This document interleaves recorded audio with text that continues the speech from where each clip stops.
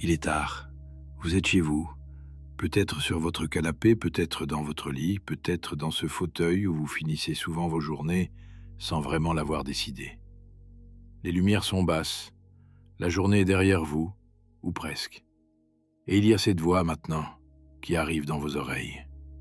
Et si vous êtes là à cette heure-ci, à écouter cette voix, c'est qu'il y a en vous, depuis un moment, une fatigue qui n'est pas juste celle de la journée, ni celle de la semaine.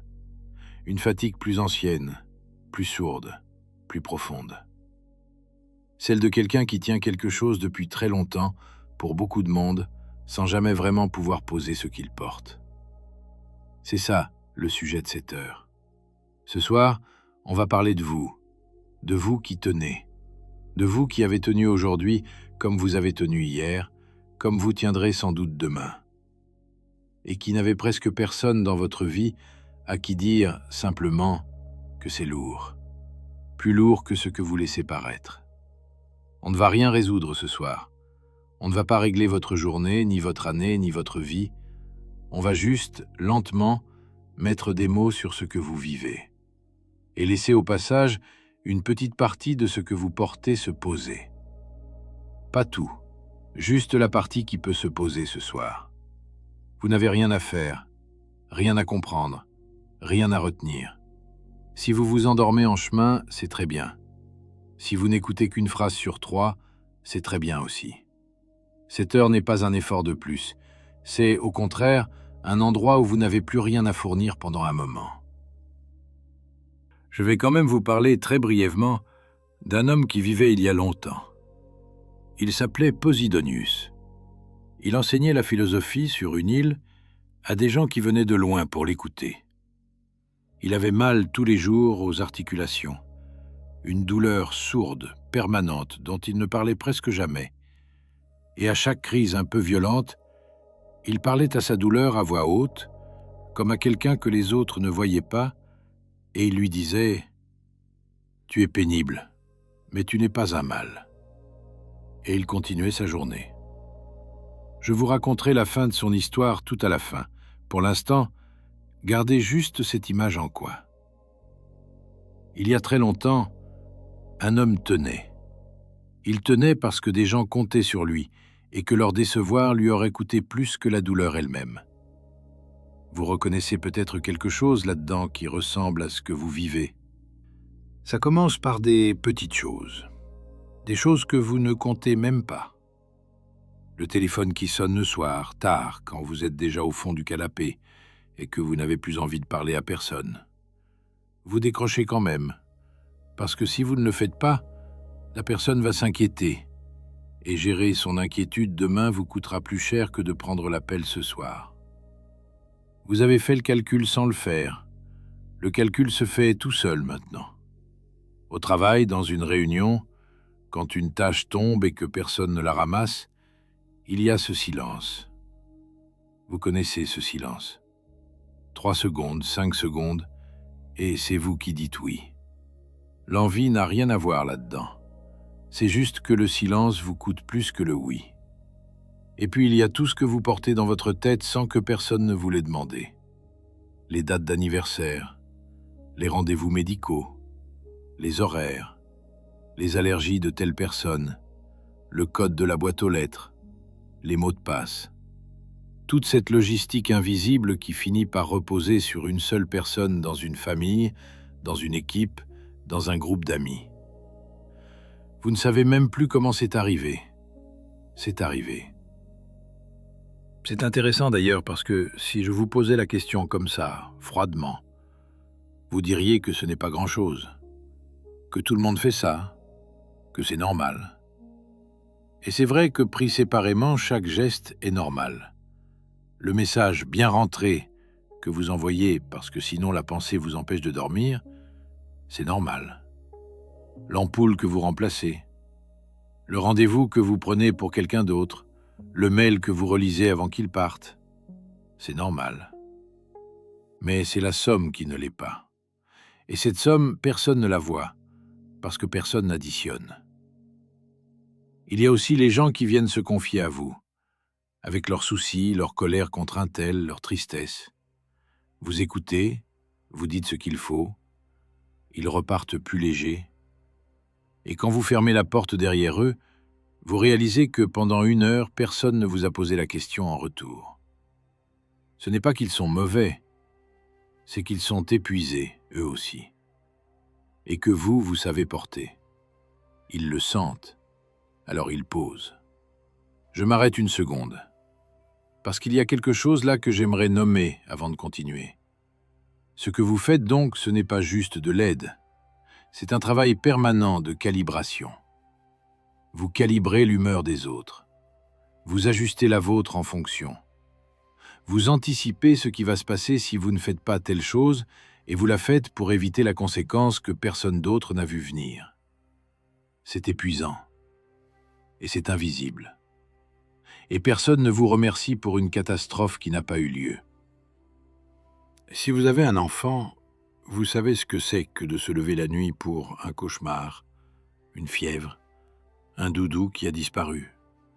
Pas toutes les nuits, mais suffisamment souvent pour que ça s'accumule en une dette de sommeil dont vous ne mesurez même plus le montant.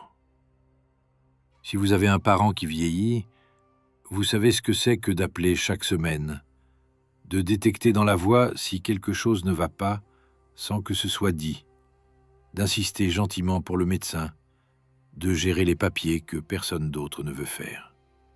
Et si vous êtes dans une équipe, au travail, vous sentez probablement que la dynamique repose en partie sur vous. Vous n'êtes même pas le chef la plupart du temps, mais c'est vous qui désamorcez, qui expliquez, qui remettez les choses sur les rails quand ça commence à déraper. Vous faites donc un travail que personne ne nomme et que personne ne paie. Et si vous arrêtiez, les choses s'effondreraient plus vite que les gens ne le pensent. Et puis, il y a ce que vous absorbez en silence. Une remarque un peu sèche, un ton impatient, un silence qui en dit long. Quelqu'un d'autre aurait répondu. Vous laissez passer. Parce que relever demanderait une énergie que vous n'avez pas. Alors vous notez intérieurement et vous continuez. Et cette liste intérieure grossit. Des phrases non relevées, des comportements tolérés, des décisions que vous n'avez pas contestées parce que vous étiez fatigué le jour où elles se sont prises. Tout ça vit en vous. Tout ça pèse. Il y a des réunions de famille où vous savez exactement comment vous allez être épuisé le soir. Et vous y allez quand même. Et vous souriez pendant 3 heures en gérant l'humeur de chacun, les silences de l'un, les tensions de l'autre. Vous rentrez avec l'impression d'avoir joué un rôle. Vous les aimez, ce n'est pas la question. C'est que votre présence chez eux n'est jamais libre. Elle travaille en permanence. Et le matin, quand vous vous voyez dans le miroir, vous vous dites « Bon, on y va ». Et vous y allez. Et le soir, en rentrant, vous essayez de vous rappeler si vous avez mangé à midi. Et souvent, vous avez mangé debout, en 5 minutes, entre 2 choses, sans même vous en rendre compte. Quand on met tout ça bout à bout, ça fait énormément. Et malgré tout, vous ne vous plaignez pas vraiment. Vous n'en parlez presque jamais. Si quelqu'un vous demande comment vous allez, vous dites que ça va. Vous dites même parfois « bien merci et vous ?» avec cette légère accélération qu'on met quand on ne veut surtout pas que la conversation s'attarde sur soi. Vous avez peut-être 1 ou 2 proches à qui vous laissez entendre parfois que c'est lourd, mais jamais complètement, jamais dans l'ampleur réelle, parce que dire l'ampleur réelle, ce serait inquiéter, et demander d'une certaine manière, et prendre le risque de voir l'autre faire cet air compatissant, peut-être sincère mais qui ne change rien. Alors vous gardez pour vous, et vous continuez.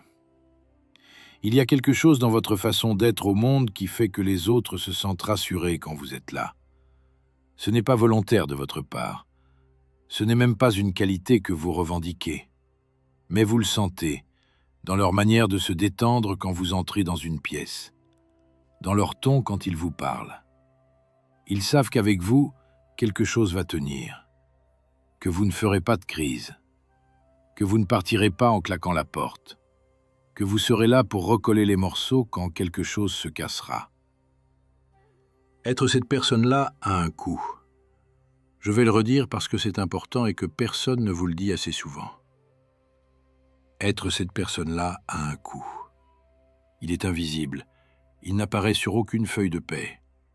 Il se paie en silence, à chaque journée, par petites soustractions d'énergie dont vous ne mesurez plus l'accumulation parce qu'elles sont devenues votre fond sonore. Vous avez peut-être remarqué, à certains moments, que vous ne savez plus très bien ce que vous voulez. Même pas pour les grandes choses, pour les petites. Qu'est-ce que vous voulez manger ce soir? Vous ne savez pas. Qu'est-ce que vous voulez faire ce week-end? Vous ne savez pas. Qu'est-ce qui vous ferait plaisir? Vous hésitez. Ce n'est pas de l'indécision et ce n'est pas non plus un manque de personnalité. C'est le résultat d'avoir passé tellement d'années à prendre en compte ce que les autres veulent, à lire leur humeur, à ajuster la vôtre, à anticiper leurs besoins, que le muscle qui sert à formuler ce que vous voulez et vous s'est un peu atrophié. Pas définitivement. Il est encore là. Il a juste besoin d'être remis en mouvement. Mais pour l'instant, dans l'état où vous êtes, il est en veille. Alors vous dites « ce que tu veux » ou bien « je n'ai pas de préférence » ou encore « choisis, toi ». Et vous êtes sincère quand vous le dites. Parce qu'effectivement, à ce moment précis, vous n'avez pas la force de préférer quoi que ce soit. Préférer, ça demande une disponibilité intérieure. Et cette disponibilité, vous l'avez passée ailleurs. C'est un signal, ce n'est pas un problème. Il y a aussi cette chose que vous faites, parfois, et que vous ne mesurez pas complètement. Quand vous vous retrouvez seul ou seul, vraiment, dans un moment de calme où personne ne vous demande rien, vous remplissez tout de suite. Vous attrapez votre téléphone, vous lancez une série, vous ouvrez une application, vous faites quelque chose, n'importe quoi. Le silence vous gêne, le vide vous gêne. Ce n'est pas le silence en lui-même qui vous dérange, c'est que, quand le silence s'installe, tout ce que vous portez commence à se faire entendre. Et vous n'avez pas envie d'entendre, ni maintenant, ni ce soir. Alors vous mettez du bruit pour couvrir le bruit intérieur. Et le bruit intérieur, faute d'attention, se tait à son tour, provisoirement. Il attend que vous baissiez la garde. Il reviendra à 2 heures du matin quand vous ne pourrez plus le repousser. Voilà, grossièrement, à quoi ressemble l'intérieur de quelqu'un qui tient depuis trop longtemps. Je ne dis pas que tout ça vous concerne. Prenez ce qui résonne, laissez le reste. Et si rien ne résonne, peut-être que cette vidéo n'est pas pour vous ce soir, et ce n'est pas grave. Mais si quelque chose, là-dedans, vous a fait acquiescer intérieurement, ne serait-ce qu'une fois, alors vous savez de quoi je parle. Et si vous savez de quoi je parle, je voudrais qu'on prenne, vous et moi, cette heure qui vient, pour faire quelque chose que vous ne faites presque jamais. Je voudrais qu'on pose, progressivement, lentement, par couches, une partie de ce que vous portez. Pas tout. Je ne peux pas faire de miracle et je ne cherche pas à en faire. Mais une partie, celle qui peut se poser ce soir, dans l'espace que je vous offre par la voix. Si vous vous endormez en chemin, vous ne manquerez rien d'essentiel. Si vous n'écoutez qu'un passage sur 3, ce sera parfaitement bien. Il n'y a pas de passage important que vous devriez ne pas rater. Cette heure a juste à exister à côté de vous, comme une présence silencieuse, dans une pièce où personne ne vous demandera quoi que ce soit. Il y a, dans votre vie, des choses que vous aviez envie de faire et que vous ne faites plus. Vous le savez. Vous n'avez pas besoin que je les énumère pour que votre mémoire, à l'instant où j'en parle, vous en propose spontanément 3 ou 4. Elles sont là. Elles attendent. Elles attendent depuis longtemps. Ce n'est pas que vous y avez renoncé explicitement. Personne ne renonce à ce qui lui fait du bien par décision. On s'éloigne, on diffère, on se dit qu'on y reviendra quand ce sera plus calme. Et ce calme n'arrive jamais, parce que chaque fois qu'une période un peu plus tranquille se dessine, quelque chose d'autre vient occuper l'espace. Une nouvelle responsabilité, une nouvelle urgence, une nouvelle inquiétude pour quelqu'un d'autre, et la chose que vous vouliez faire pour vous, elle attend un peu plus longtemps, encore un peu, et encore. Il y a peut-être eu un moment dans votre vie où vous dessiniez, sans chercher à montrer quoi que ce soit à qui que ce soit, juste pour vous. Parce que le geste vous plaisait, parce que la concentration que ça demandait vidait la tête mieux que tout le reste, parce qu'il y avait quelque chose dans le fait de voir apparaître une image que vous aviez faite avec vos mains qui vous rendait plus vivant pendant quelques minutes. Et puis un soir, vous n'avez pas dessiné. Ce n'était pas grave. Vous étiez fatigué. Et le soir suivant, pareil. Et la semaine suivante, vous aviez rangé les crayons dans un tiroir parce qu'ils traînaient. Et quelques mois plus tard, vous ne vous rappeliez même plus que dans votre journée idéale imaginée, il y avait un quart d'heure pour dessiner. Cette partie-là de vous s'est mise en veille. Elle n'est pas morte, elle est en attente, mais elle attend sans que vous vous en rendiez compte. Ça peut être autre chose que le dessin. La musique peut-être, le piano que vous avez arrêté, la guitare qui prend la poussière dans un coin, la flûte dont vous jouiez quand vous étiez adolescent, ou alors l'écriture, le carnet que vous remplissiez, les premières pages d'un roman qui traîne dans un dossier, la photographie aussi, la cuisine pour le plaisir et pas pour nourrir, le jardin, le sport pratiqué sans objectif, la lecture de romans longs, le bricolage pour rien, apprendre une langue, jouer aux échecs, collectionner quelque chose, n'importe quoi. Quelque part dans votre propre vie, il y a cette chose ou ces choses qui ont été mises entre parenthèses. Et voilà ce qui est intéressant, si vous voulez bien y réfléchir une seconde. Ces parenthèses, vous ne les avez pas ouvertes en pensant qu'elles resteraient ouvertes. Vous les avez ouvertes en pensant qu'elles se refermeraient bientôt, dans 3 mois, après cette période un peu intense, après ce projet, après que les enfants soient plus grands, après que vos parents aillent mieux, après que vous ayez trouvé un rythme, après, toujours après. La parenthèse est restée ouverte donc. Les mois sont devenus des années, et à un moment vous avez peut-être cessé de vous dire que vous y reviendriez, sans vraiment le décider, juste par fatigue de répéter une promesse que la vie ne vous laissait pas tenir. C'est une forme de deuil au fond. Sauf que personne ne le reconnaît comme un deuil parce que vous n'avez perdu personne. Vous avez perdu une partie de vous-même qui n'a pas eu le droit de se développer. C'est plus discret. Et c'est peut-être plus lourd. Je ne vous dis pas ça pour vous faire de la peine, je vous le dis parce que c'est vrai.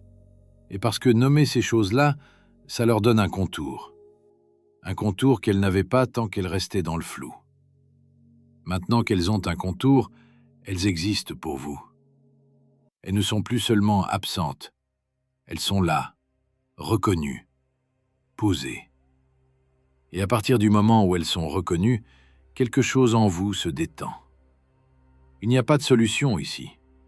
C'est juste que la chose a été nommée et que ça suffit. Il y a aussi les conversations que vous n'avez pas eues. Et je ne parle pas cette fois de celles qui sont impossibles, par manque d'interlocuteurs, par distance, par temps qui a passé.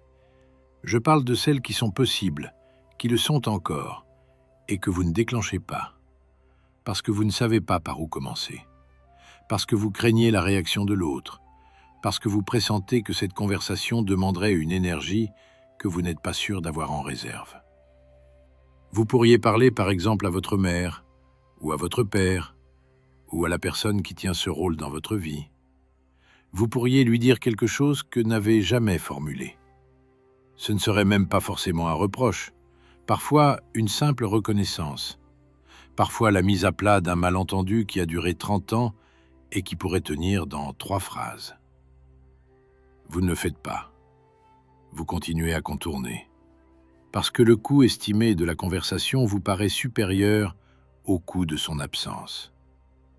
Peut-être que vous avez raison, ou peut-être que vous vous trompez, et que la conversation, une fois faite, libérerait plus d'énergie qu'elle m'en demanderait. Je ne vous dis pas de la faire, je vous dis juste qu'elle est là, en attente, dans une zone de votre vie que vous évitez discrètement. Et comme les crayons dans le tiroir, elle pèse plus qu'elle ne devrait, parce que ce que vous n'avez pas dit tourne à bas bruit en permanence. Il y a aussi les amitiés, celles que vous avez laissées s'éloigner, non par choix, mais par fatigue. Il fallait écrire un message pour maintenir le lien, et ce message, vous n'avez pas eu l'énergie de l'écrire. 1 fois, 2 fois, 10 fois. Et maintenant, vous n'osez plus l'écrire parce que le silence a trop duré et que vous ne sauriez pas par où reprendre. Ces amitiés-là, vous les portez aussi. Elles font partie des parenthèses ouvertes. Et parfois, très rarement, une chanson vous fait penser à cette personne, ou un lieu, ou une blague ancienne qui vous revient sans raison. Et pendant 1 seconde, vous sentez le poids exact de ce que cette amitié représentait et ce qu'elle pourrait encore représenter si vous trouviez un jour l'énergie de reprendre contact. Peut-être que vous reprendrez contact, peut-être pas. Ce n'est pas l'objet. L'objet, c'est de reconnaître que cette absence n'est pas un vide neutre. C'est une absence qui pèse. Elle pèse moins qu'une présence quotidienne, certes, mais elle pèse quand même, et plus que vous ne l'admettez. Il y a les envies que vous n'avez pas suivies. Partir en voyage seul, peut-être. Changer de métier. Reprendre une formation. Déménager. Apprendre à nager tard dans votre vie si vous n'avez pas appris enfant. Passer le permis moto. Quelque chose qui vous tourne autour depuis longtemps, à bas bruit, et que vous n'avez jamais pris au sérieux parce qu'il y avait toujours des raisons plus sérieuses de faire autre chose. Et ces raisons plus sérieuses, la plupart du temps, concernaient d'autres personnes. Ce n'était pas vous qui disiez non à votre envie, c'étaient les circonstances. Votre responsabilité envers telle personne, telle situation, tel équilibre à maintenir. Vous avez appris très tôt dans votre vie que mettre les autres en priorité était une forme d'amour, de solidarité, de bienveillance. Et vous n'avez pas tort. Sauf que, par glissements successifs, mettre les autres en priorité est donc devenu le réflexe par défaut. Ce qui veut dire que vous êtes passé en 2e position, ou en 3e, ou pas du tout sur la liste. Parce que votre nom sur la liste, quelqu'un devrait l'écrire à votre place, et personne ne le fait. Je ne suis pas en train de vous dire que vous devriez être égoïste. Je n'aime pas ce mot et je ne l'emploie pas ici. Je vous dis juste que la manière dont vous vous êtes organisé intérieurement, les autres d'abord et vous ensuite, avait peut-être sa logique à un moment donné de votre vie. Et qu'il est possible que cette logique ait cessé d'être adaptée à ce que vous êtes aujourd'hui, sans que vous ayez eu l'occasion de vous en rendre compte, parce que vous n'avez pas pris le temps de vous arrêter pour regarder. Cette heure, c'est peut-être cet arrêt-là. Alors on ne va rien régler ce soir. Ce serait absurde et ça ne serait pas honnête de ma part de vous laisser croire qu'on pourrait. Les parenthèses qu'on a ouvertes dans notre vie ne se referment pas parce qu'une voix dans une vidéo a pointé leur existence. Elles se referment, quand elles se referment, à travers des décisions lentes, des semaines, parfois des années. Mais on peut reconnaître. C'est différent de régler. Reconnaître, ça veut juste dire admettre qu'une chose existe, sans se demander tout de suite quoi en faire. Et dans votre tête, là, pendant que je parlais, il y a peut-être quelque chose qui s'est redressé, un nom qui est remonté, une envie qui a fait une petite pointe, une phrase que vous n'avez pas dite à quelqu'un et qui aurait dû être dite il y a longtemps. Un projet que vous aviez oublié d'avoir oublié. Cette chose, gardez-la dans un coin, sans l'analyser, sans prendre de décision à son sujet cette nuit, juste pour noter intérieurement qu'elle est là, qu'elle appartient à votre paysage, qu'elle n'a pas disparu, même si vous l'avez traitée pendant longtemps comme si elle n'existait plus. C'est tout ce que je demande à ce stade. Maintenant, on descend d'un étage, on quitte la tête. Je voudrais qu'on quitte la tête maintenant. Sans effort particulier. juste en changeant de focale. On a beaucoup parlé de ce que vous portez dans la pensée, et votre pensée, à cette heure, en a assez entendu. Elle peut souffler. On va descendre dans quelque chose de plus ancien, de plus concret, de plus honnête aussi, parce que le corps ment moins que la tête. Votre corps parle, il parle depuis longtemps.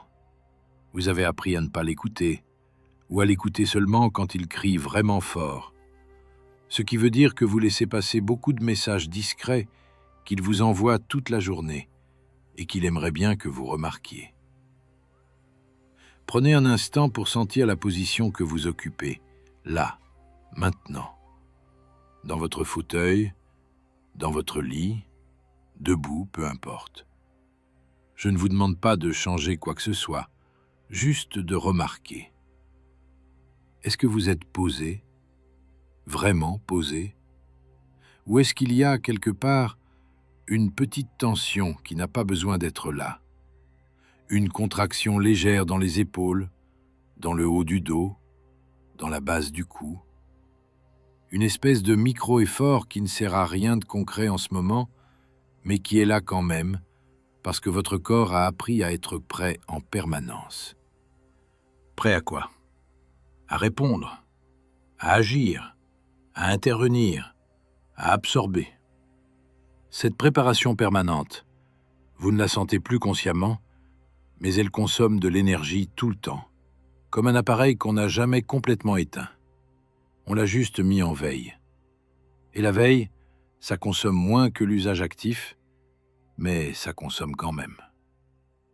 Si vous y prêtez attention, là, maintenant, vous allez sentir des endroits précis où cette veille est plus marquée. Peut-être les épaules, oui. Mais aussi, pour certaines personnes, le ventre. Le ventre qui se contracte légèrement, comme si vous vous prépariez à recevoir un coup. Ou les poings, qui se ferment discrètement quand vous êtes concentré sur autre chose. Ou les dents, qui se serrent pendant votre sommeil et qui font que certains matins vous avez mal à la mâchoire sans comprendre le pourquoi. Ces signaux, donc, votre corps vous les envoie depuis longtemps. Il ne veut pas vous ennuyer avec.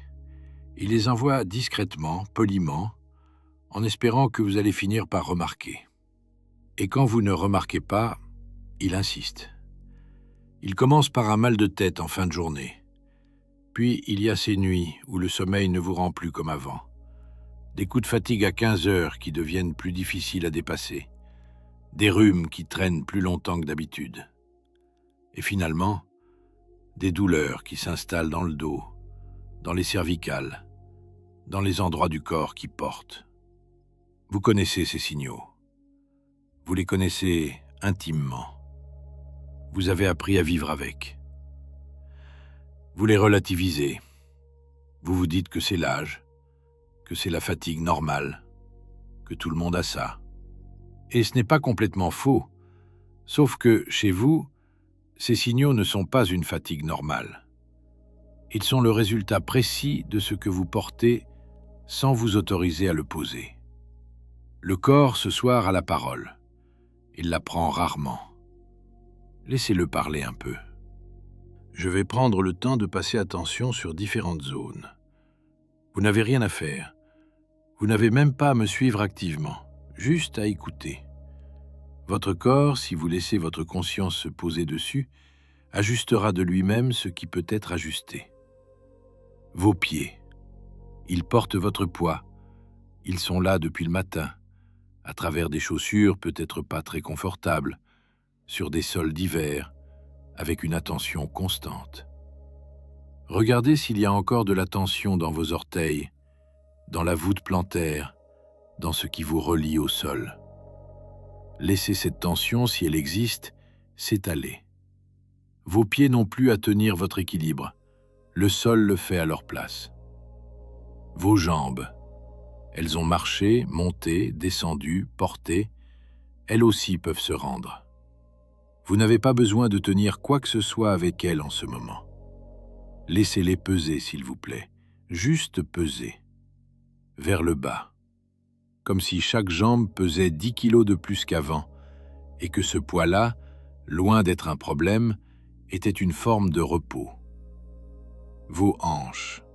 Cette zone-là, chez les gens qui tiennent, accumule beaucoup de choses. C'est le pivot du corps. C'est ce qui permet de se relever, de s'asseoir, de bouger dans 1000 directions pour 1000 raisons. Les hanches savent porter. Elles savent aussi qu'elles ont besoin de poser et ne le demandent presque jamais. Permettez-leur de s'ouvrir un peu. Vos jambes peuvent s'écarter légèrement, comme si les hanches se déverrouillaient après avoir été tenues serrées toute la journée sans raison particulière. Votre bas-ventre, souvent oublié, souvent contracté sans que ce soit conscient. C'est là que le corps stocke les émotions qui n'ont pas été dites, les colères avalées, les peurs rapidement repoussées, les déceptions banales. Elles se déposent là, en une espèce de tension basse qui devient le fond de votre respiration. Respirez, si vous voulez bien, un peu plus profondément que d'habitude. Pas beaucoup. Juste assez pour sentir que le bas-ventre se gonfle légèrement à l'inspiration.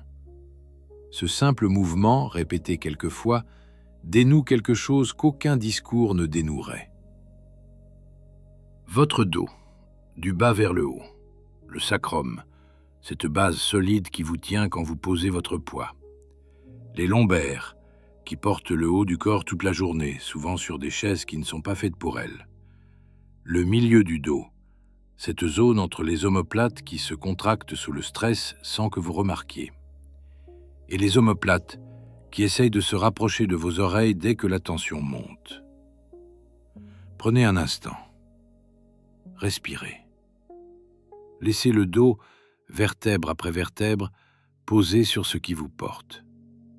Vous n'avez pas à maintenir votre posture en ce moment. Vous pouvez vous laisser aller.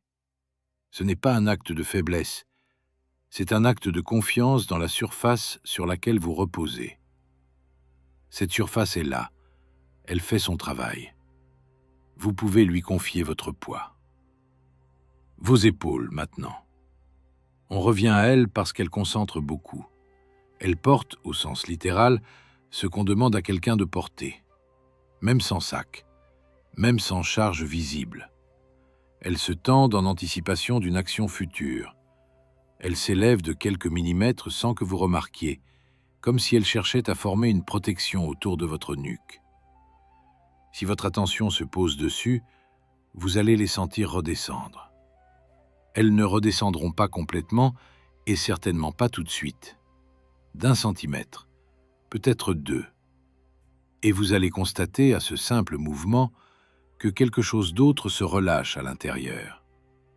Parce que les épaules, donc, quand elles descendent, entraînent tout un système avec elles. Le cou, la gorge, la respiration, la mâchoire. Votre mâchoire. Elle est probablement serrée, même maintenant, pendant que vous m'écoutez. Rien de violent, juste un peu. Suffisamment pour que les muscles soient en contraction continue depuis des heures. Laissez vos lèvres se détacher légèrement l'une de l'autre. Laissez votre langue reposer au fond de votre bouche sans appuyer sur le palais. Vos dents ne se touchent plus. Votre mâchoire pend doucement, libre.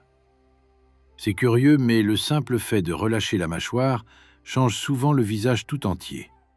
Le front se lisse, les sourcils redescendent. Quelque chose dans l'ensemble de la face accepte enfin de ne plus composer d'expression. Ni triste, ni joyeux, ni concentré, juste un visage posé, au repos, qui n'a plus de public à convaincre de quoi que ce soit. Votre respiration. Elle s'est probablement déjà ralentie pendant que je parle. Ne la forcez pas. Regardez-la simplement. Observez le va-et-vient. L'air qui entre par le nez, un peu frais, un peu moins perceptible qu'à l'inspiration forcée, mais toujours présent. L'air qui sort, plus chaud, plus lent. Et entre les deux, cette petite pause que personne ne vous a jamais appris à remarquer, mais qui existe. Une fraction de seconde où vous n'inspirez plus et n'expirez pas encore. une pause silencieuse, minuscule, qui est peut-être ce qu'il y a de plus proche dans votre journée de ce que les anciens appelaient le repos véritable. Votre corps respire depuis le premier jour. Il a respiré pendant que vous tétiez, quand vous étiez bébé. Il a respiré pendant toutes vos nuits, sans que vous ayez à vous en occuper. Il a respiré pendant vos colères, vos moments de joie, vos peurs, vos ennuis. Il continue à respirer pendant cette heure sans demander quoi que ce soit. C'est peut-être la seule chose que vous avez qui tient vraiment toute seule, sans votre vigilance. Vous pouvez, pour un moment, vous en remettre à elle, lui faire confiance, vous déposer dans ce rythme qu'elle entretient pour vous. Dans cette descente qu'on est en train de faire, il y a quelque chose que les anciens avaient déjà repéré et dont ils parlaient à mots couverts. L'esprit et le corps ne sont pas deux entités séparées qui coexistent. Ce sont deux expressions du même système. La fatigue que vous ressentez dans la tête est aussi dans les épaules, dans la nuque, dans les poings fermés en permanence. Et inversement, les épaules qui se relâchent, la nuque qui se dépose, le poing qui s'ouvre, tout ça fait redescendre quelque chose dans la tête qu'aucun discours, aucune résolution, aucun bon conseil n'arriverait à faire redescendre. Si vous voulez savoir si vous avez vraiment posé quelque chose pendant cette heure, ne regardez pas votre pensée à la fin. Regardez votre corps. S'il est un peu plus bas, un peu plus large, un peu plus lourd qu'au début, alors c'est que quelque chose, dans votre système entier, s'est autorisé à se poser. Votre pensée suivra. Elle suit toujours. Elle a juste besoin que le corps prenne les devants.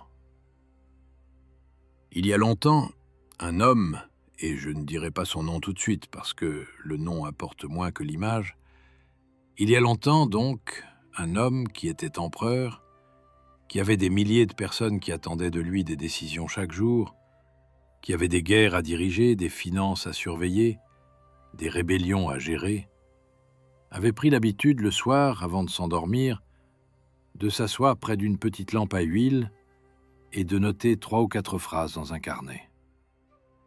Ces phrases n'étaient destinées à personne, certainement pas à la postérité. Elles étaient pour lui, pour tenir, juste pour tenir. Il y écrivait des choses simples, qu'il avait eu peur aujourd'hui, une injustice qu'il avait commise sans le vouloir, un emportement qu'il regrettait, et une résolution pour le lendemain de ne pas recommencer. Des choses en somme que n'importe qui écrirait s'il prenait le temps. Il faisait ça parce qu'il avait compris quelque chose que peu de gens autour de lui comprenaient. Il avait compris que quand on tient tout le monde, il faut à un moment dans sa journée un endroit où soi-même on peut être tenu, sans personne d'autre, par un acte simple, répété. Un acte qui lui rappelait qu'il n'était pas seulement cette fonction énorme qu'il exerçait, mais aussi un homme fatigué, imparfait, qui avait le droit d'écrire sa fatigue à la bougie sans que ça enlève rien à son rôle. Il tenait mieux le lendemain parce qu'il avait pu, la veille, ne pas tenir pendant 10 minutes. Cet homme est mort depuis longtemps. Ses carnets ont survécu par miracle. On les lit encore. Ils parlent à quiconque, comme lui, porte quelque chose. Et je vous raconte ça parce que vous êtes, à votre échelle, dans la même situation. Vous tenez. Et vous avez besoin chaque jour, même 10 minutes, d'un endroit où vous n'avez pas à tenir. Ce n'est pas un luxe. C'est une nécessité pour que la tenue elle-même reste possible. Bon, on arrive à l'endroit le plus important de cette heure, et c'est peut-être aussi le plus difficile. Parce que ce que je voudrais vous proposer maintenant, ce n'est pas une technique, ce n'est pas un exercice, ce n'est pas un conseil, c'est une autorisation. Et c'est curieux, mais les autorisations sont bien plus dures à recevoir que les ordres, parce qu'elles ne vous disent pas quoi faire, elles vous renvoient à vous-même. L'autorisation dont je parle, c'est celle-ci. Vous avez le droit de vous reposer. Maintenant, et non plus tard. Même si ce n'est pas encore plus calme, même si vous n'avez pas fini telle ou telle chose, ce soir, sans justifier, sans mériter, sans compenser. Vous avez entendu cette phrase 1000 fois probablement. Elle vous a peut-être déjà été dite par quelqu'un qui vous aimait bien, et comme toutes les phrases qu'on entend trop souvent, elle a fini par glisser sur vous sans vraiment entrer. Cette fois, je voudrais qu'elle entre. Juste un peu. L'idée n'est pas que vous changiez de vie, ni que vous preniez des décisions radicales. Juste qu'elle descende, comme les épaules tout à l'heure, d'1 centimètre ou 2 à l'intérieur de vous. Vous avez le droit de vous reposer. Je ne parle pas du repos efficace, celui qui prépare à mieux repartir le lendemain, celui qu'on utilise comme carburant de la productivité suivante. Le vrai repos, celui qui ne sert à rien, qui ne prépare à rien, qui n'a pas d'autre but que lui-même. Les anciens avaient un mot pour ça. Ils l'appelaient l'otium. Rien à voir avec l'oisiveté ou la paresse. C'est un état de disponibilité intérieure qui n'est plus subordonné à une tâche, à une obligation, à un projet. C'est le temps qui n'appartient qu'à vous et qui n'a pas à être justifié auprès de qui que ce soit, y compris auprès de vous-même. Sénèque, qui était un homme très occupé, qui conseillait un empereur et qui a eu une existence politique agitée, a écrit quelque chose d'intéressant sur ce sujet. Il disait que nous gaspillons notre vie à accumuler des obligations, à répondre aux demandes, à vivre selon l'agenda de tout le monde sauf le nôtre, et qu'à un moment, il faut oser reprendre une partie du temps pour soi. Pas toute notre vie, une partie. Mais cette partie, il faut la défendre. Parce que sans elle, on finit par être quelqu'un qui n'a jamais vraiment été là. Il ne disait pas qu'il faut tout arrêter, il disait qu'il faut arrêter de tout accepter. Ce n'est pas la même chose. Ne plus porter ce qu'on ne peut pas vraiment porter, ne plus dire oui par réflexe. Refuser de temps en temps que votre temps soit toujours le premier à être sacrifié. Je vais vous poser une question, et je voudrais que vous y répondiez mentalement, juste pour vous. Si demain matin, vous vous réveillez sans aucune obligation vis-à-vis de personne, avec une journée entière à vous, sans culpabilité possible, sans personne à qui rendre des comptes, qu'est-ce que vous feriez? Prenez un instant. La réponse n'est pas immédiate pour la plupart des gens qui tiennent depuis longtemps. Vous allez peut-être penser d'abord « je dormirai » ou « je ne ferai rien ». Et c'est déjà une réponse. Gardez-la. C'est peut-être le premier signe. Votre système vous dit ce dont il a besoin. Pas de grandes activités, pas d'accomplissement, du repos. Mais si vous allez un peu plus loin, si vous prolongez la question, vous allez peut-être retrouver une envie plus ancienne, reprendre ce carnet que vous aviez commencé, relire ce livre que vous aviez mis de côté, appeler cette personne à qui vous n'avez pas parlé depuis longtemps, ou faire quelque chose de complètement inutile que personne ne comprendrait et qui vous ferait du bien justement parce que personne ne le comprendrait. Cette envie-là, donc, elle est à vous. Personne ne vous l'a donnée, personne ne peut vous la reprendre. Elle vous attend. Elle a peut-être été mise en veille depuis longtemps, mais elle n'est pas morte. Et ce soir, en l'ayant simplement nommée intérieurement, vous venez de la rallumer un peu. À peine, presque rien. À peine une flamme de bougie. Mais la bougie est allumée. C'est plus qu'hier.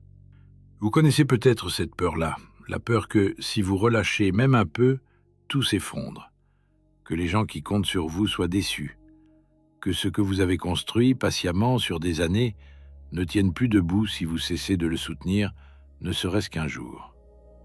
Que si vous dites non une seule fois, la personne en face comprenne que vous êtes capable de dire non, et que tout le système bascule. Cette peur, elle n'est pas irrationnelle. Elle est basée sur des observations réelles. Vous avez vu ce qui se passe quand vous n'êtes pas là. Les choses se font moins bien, ou ne se font pas, ou se font avec un retard qui crée d'autres problèmes. Vous avez appris par l'expérience que votre présence fait tenir un certain nombre de choses. Et ça vous enferme. Parce que cette observation vous dit en silence « tu ne peux pas poser ». Sauf que, il y a un homme, il y a très longtemps, qui avait tout construit. Une vie, un commerce, une sécurité. Il tenait très bien. Et un jour, tout a coulé, littéralement, un naufrage. Tout ce qu'il avait mis des années à bâtir partit au fond de l'eau en une nuit. Il s'est retrouvé dans une ville qu'il ne connaissait pas, sans rien.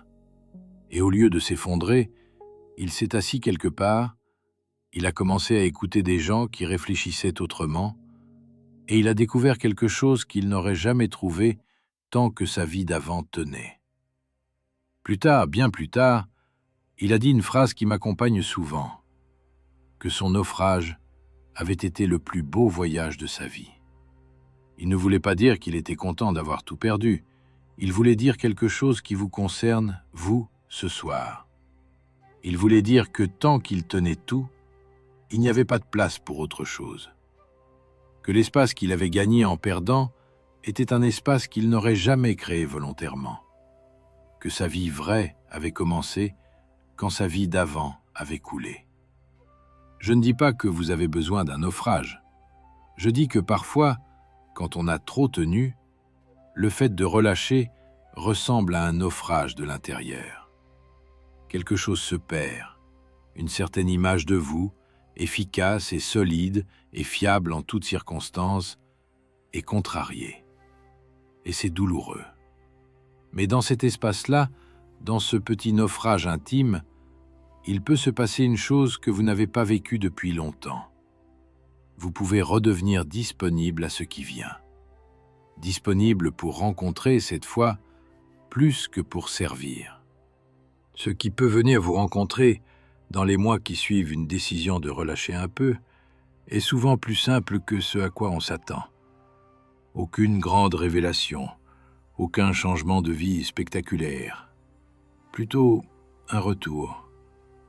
Une attention qui s'était perdue et qui revient doucement. Une curiosité qu'on pensait morte. Un goût retrouvé pour les choses banales. Vous remarquez un matin que la lumière dans votre cuisine est particulière à ce moment précis de l'année et qu'elle vous rappelle quelque chose de votre enfance. Une autre fois, en marchant, vous voyez que les arbres sont en train de bourgeonner et que vous ne vous étiez pas rendu compte que c'était le printemps. Ou bien, en écoutant quelqu'un parler, vous percevez que cette personne a une manière particulière de finir ses phrases, que vous n'aviez jamais notée, et qui vous la rend un peu plus singulière, un peu plus aimable. Ce sont des petites choses. Elles ne valent rien sur le marché. Elles sont pourtant ce qui, mis bout à bout, fait qu'une vie a de la saveur. Ces petites choses, elles reviennent quand vous cessez d'être perpétuellement occupé à tenir. Vous n'avez rien fait pour qu'elles reviennent. Vous leur avez juste rendu la place qu'elles avaient autrefois, et elles ont cessé d'être couvertes par le bruit continu de vos obligations. Il y a peut-être ce soir quelqu'un que vous n'avez jamais vraiment regardé. Vous qui tenez, vous le savez, mais vous êtes aussi autre chose. Vous auriez pu faire 1000 choses différentes dans cette vie, et vous en avez fait celle-ci. Vous avez un humour particulier, une manière à vous de marcher, de hausser les sourcils, de regarder une lumière tomber sur un mur.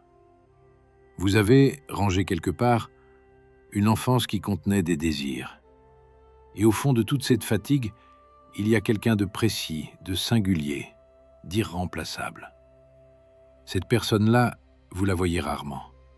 Dans les miroirs en passant, rapidement, pour vérifier que vous êtes présentable. Ou dans les photos où quelqu'un vous a pris sans prévenir. Parfois dans certaines phrases que vous dites sans y penser et qui étonnent vos proches.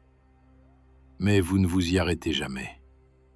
Ce soir, je voudrais que vous vous y arrêtiez une seconde, juste pour constater qu'elle existe, qu'elle ne se résume pas à la fonction que vous exercez auprès des autres, qu'elle a sa propre texture, ses propres envies, son propre rythme, et que cette personne-là, Elle a besoin que vous la défendiez de temps en temps contre ce qui la grignote.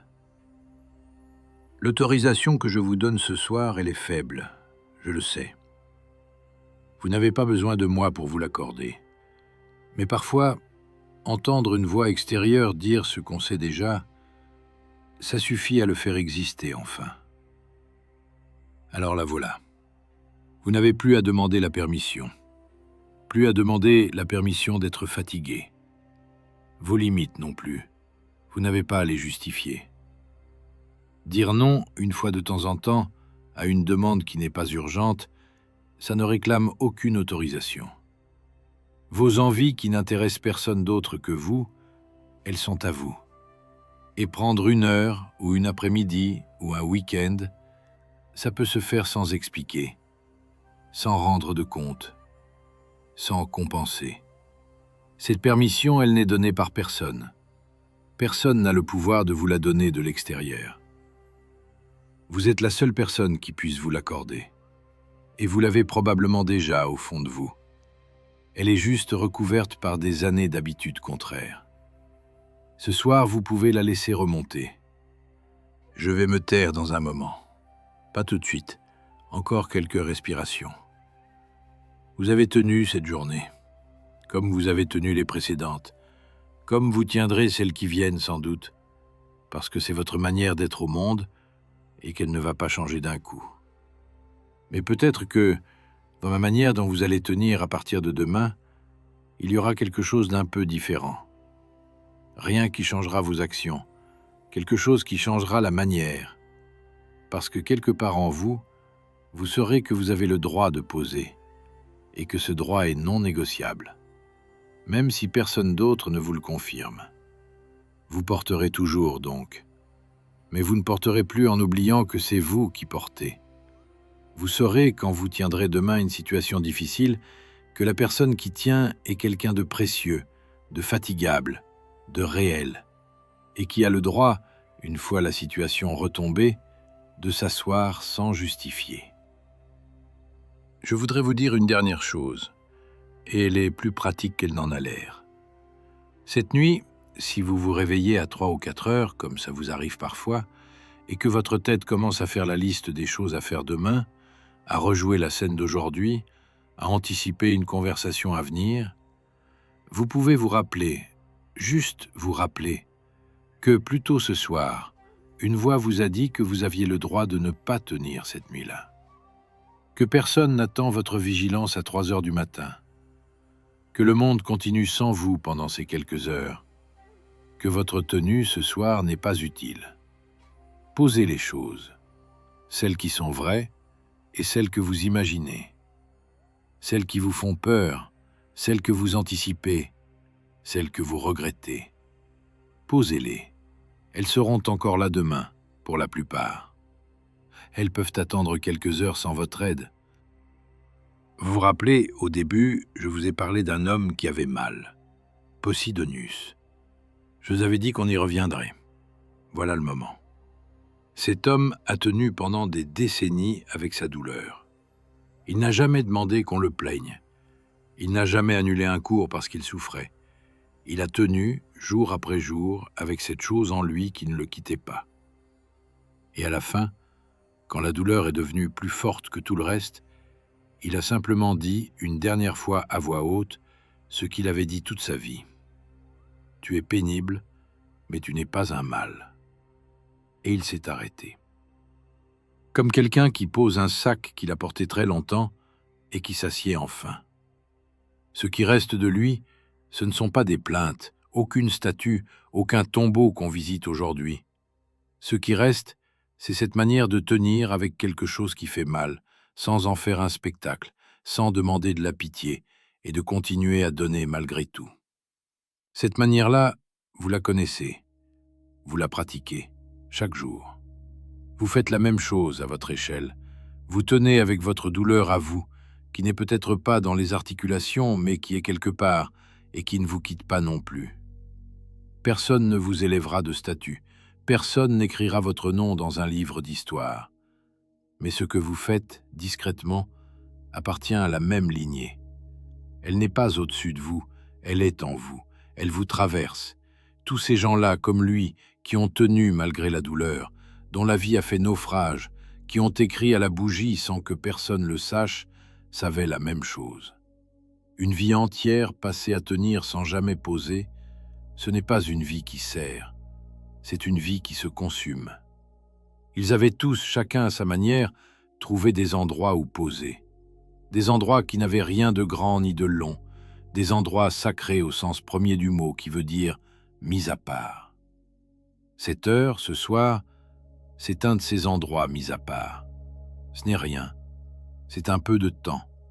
Mais un peu de temps répété, régulier, défendu, c'est ce qui permet au reste de tenir sans se consumer. Vous êtes là. Vous avez été là pendant toute cette descente. Votre corps est peut-être un peu plus posé qu'au début. Votre respiration un peu plus lente.